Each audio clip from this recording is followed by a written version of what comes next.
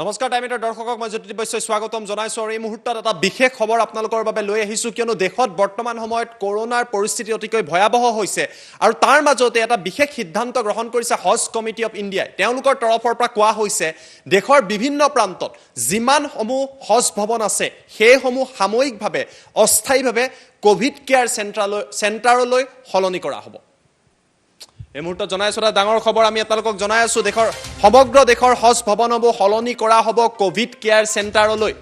Hajj committee of ইণ্ডিয়াৰ তৰফৰ পৰা এই বিশেষ সিদ্ধান্ত গ্ৰহণ কৰা হৈছে দেশত কোভিডৰ যি সংক্ৰমণ হৈছে ইয়াৰ বাবে লক্ষ্য ৰাখি সাময়িকভাৱে এই সিদ্ধান্ত গ্ৰহণ কৰা হৈছে হজ কমিটি অফ ইণ্ডিয়াই এই বৃহৎ সিদ্ধান্ত গ্ৰহণ কৰিছে য'ত তেওঁলোকে উল্লেখ কৰিছে যে দেশৰ যিসমূহ হজ ভৱন আছে প্ৰতিখন ৰাজ্যত বিভিন্ন হজ ভৱন আছে এই হজ ভৱনসমূহ তেওঁলোকে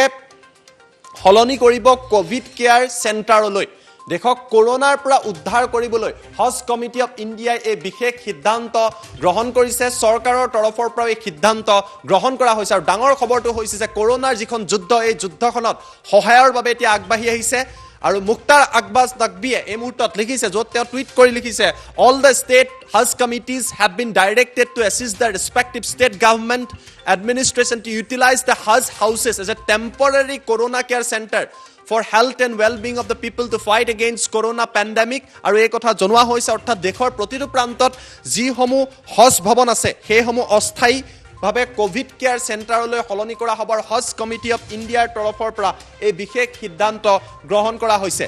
এই মুহূৰ্তত আমি আপোনালোকক দেখুৱাম যি সিদ্ধান্ত লোৱা হৈছে সিদ্ধান্তত কি কথা কোৱা হৈছে এই আমি আপোনালোকক দেখুৱাইছো হজ কমিটি অফ ইণ্ডিয়াৰ তৰফৰ পৰা এই বিশেষ পত্ৰখন দিয়া হৈছে য'ত এই কথা উল্লেখ কৰা হৈছে ইয়াত যদি আপুনি চাই yet উল্লেখ কৰা হৈছে considering the nationwide spread of the COVID-19 and possible contribution of the Hajj Committee of India state Hajj committees honorable minister of minority affairs Mr. Mukhtar Abbas Naqvi has reviewed the status of the use of Hajj houses across India and instructed to help the state government in creating temporary COVID care center at the Hajj houses at different locations যিসমূহ দেশৰ বিভিন্ন ৰাজ্যসমূহত হজ house আছে হজ ভৱন আছে এইসমূহ এতিয়া কৰোনাৰ সৈতে যুদ্ধ কৰিবলৈ কোভিড কেয়াৰ চেণ্টাৰ হিচাপে সলনি কৰা হ'ব বা ইয়াক সাময়িকভাৱে অস্থায়ীভাৱে কোভিড কেয়াৰ চেণ্টাৰলৈ সলনি কৰা হ'ব তাৰ লগতে উল্লেখ কৰা হৈছে the hajj houses which are located independently in isolated buildings can be used as a covid care center the executive officers are requested to take initiative to extend all possible support to the respective